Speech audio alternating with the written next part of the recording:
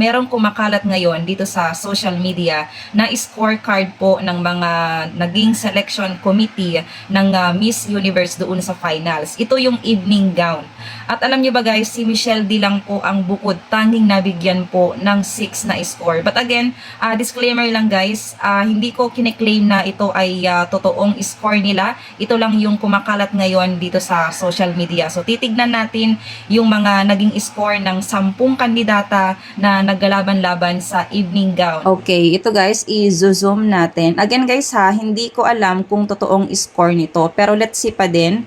Okay, unahin natin si Puerto Rico. Nakakuha po siya ng 96 na score. Si Miss Thailand, 89. Si Peru, 84.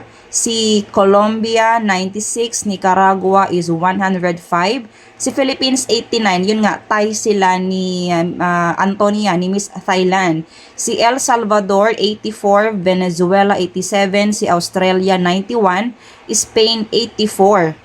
Ayan, so ang pasok sa top 5 is ano, 'di ba? Si Puerto Rico which is 96 and then si Colombia 96. Ayan, nagtie din sila ni Miss Puerto Rico, tapos si Nicaragua na siyang pinakamataas po, no, 105.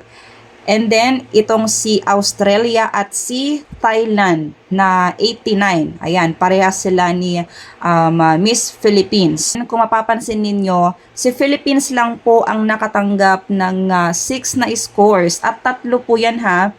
So, sino yung mga judge na nagbigay sa kanya ng 6? So, na-content ko na ito nung isang araw na isa nga si Nadia Ferreira na nagbigay sa kanya ng 6 na score. Ang isa dyan ay si Carson Cresley at si Ma'am Giselle Blondet. Ayan. So, 3-6 yung kanyang nakuha. But again guys ha, disclaimer lang, I'm not sure kung ito nga yung totoong scorecard ng mga selection committee that time.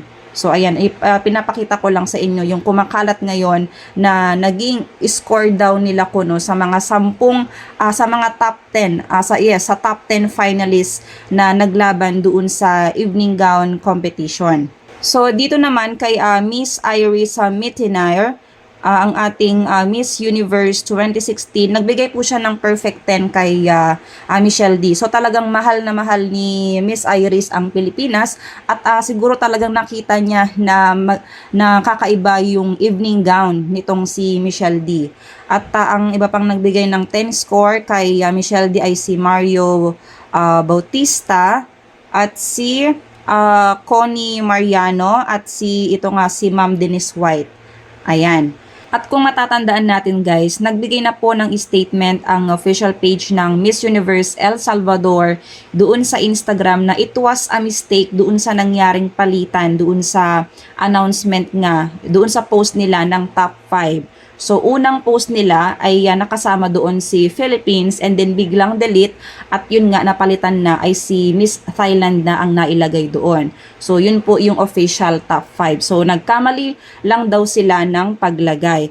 Kasi dito makikita natin na talagang nag-tie si Miss Thailand at si Miss Philippines. So, it was all mistake lang daw. At ito pa guys ha, nag-post na rin si Michelle D or sinabi na din niya na everything happens for a reason. So, always act with love, kindness, and respect. All love. Ayan.